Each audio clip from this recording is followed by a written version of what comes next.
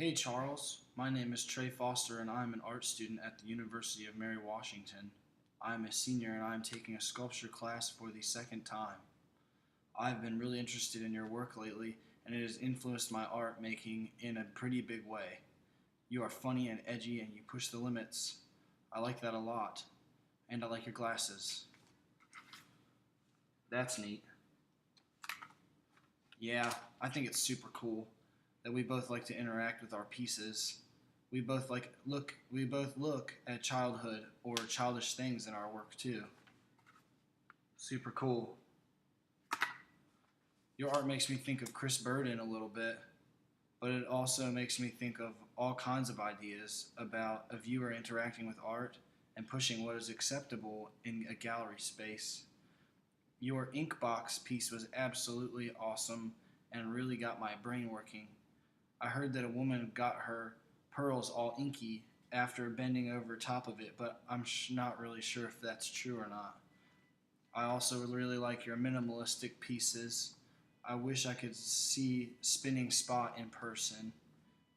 The idea that the art isn't the object, but the reaction to the object really fascinates me. I tried to make some minimalistic sculpture at the beginning of this semester, but I think it just looked like I was lazy. Okay.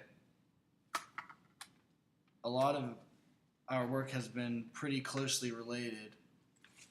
One of the first sculptures I ever made was a large ramp that was built as if a child had pieced it together without doing any measuring or precise cutting.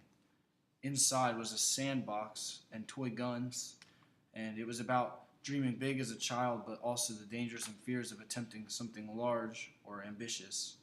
I can see a lot of stuff like that in your work, like in your father figure piece and Tractor.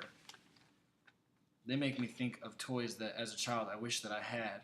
They were bigger than anything in a toy store, and they are really only realistic in a child's wildest dreams. Yeah.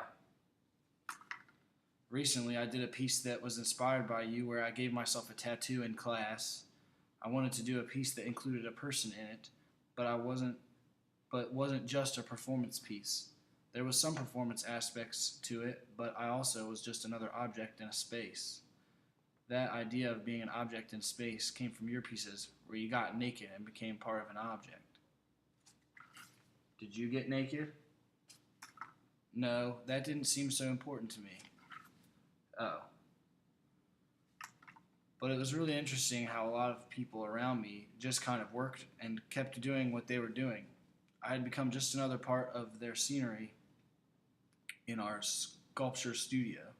Something that I think helped with that was the mind-numbingly loud hair music that I played throughout the performance.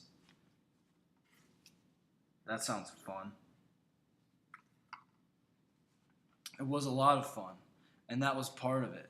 I wanted to have I wanted to be having fun when people see my art, and I want them to have fun too.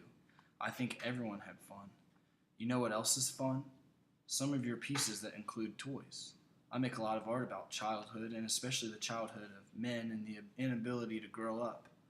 Your fire truck piece is probably my favorite in all your work, and it's because it gets at the concept of manhood and childhood so well. I really envy the scale you work at as well. That is the kind of art I have dreamed of making, but never have had the funds or skills to do. Yeah, I'm pretty awesome. I couldn't agree more, Charles. In fact, really gotten some great ideas that I want to make into pieces from looking at your work. I like the idea of people being part of an art piece, but I want to make them unaware of the fact. I originally thought that I wanted to convince someone that they broke one of my art pieces, but my teacher said that that was mean and that people feel guilty about these things for a long time. She's right. I know. So that was when I decided to use myself like you do. But I want to get back to using other people. I've been making face prints on my friend Kelly's window to see how she reacts. You what? I go up to her window, but only when she's at her desk, and I put my face up to the glass, and I squish my mouth and nose up against it and make funny marks up against the glass. Wow. I know, right? It has been cool to see how Kelly reacts. At first, she would just laugh or say hi, but then she eventually put up a sign that reads, "Hello, Trey." I got her to add to my art piece without ever asking her or telling her that it was art. I'm looking into how I can get people to contribute or be a part of a piece without knowing that they're a part of it. The challenge is to be able to get this in a gallery. I had the idea of having to put a sign that said, I hate the idea of having to put up a sign that says, "Please touch this," or "interactive piece." I want the art to be the final outcome of someone interacting with an object that I create, not just an object that can be interacted with. Good luck. Thank you so much. I would like to make some suggestions for your work. Please don't. They're good, don't worry.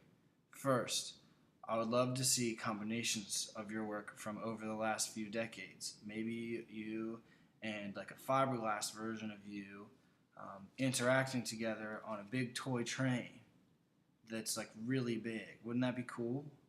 You could even throw in some minimalist type stuff like a moving wire on the front of the train that like nobody even notices. I have no words for what you just said. I knew you would like it. Want to know what I learned from you, Brother Charles? Wait, what? Well, I learned that art isn't always in an object, but it can also be how someone reacts to an object, or even how he or she reacts with the object. I also saw that you made a huge variety of types of sculpture, which was really nice to see. Sometimes I get worried that if I stray from what I normally do, I will seem inconsistent or like I don't have any specialty. Yeah, so thanks so much for talking. I really appreciate it. You're a wise man, Mr. Ray. Please stop talking to me.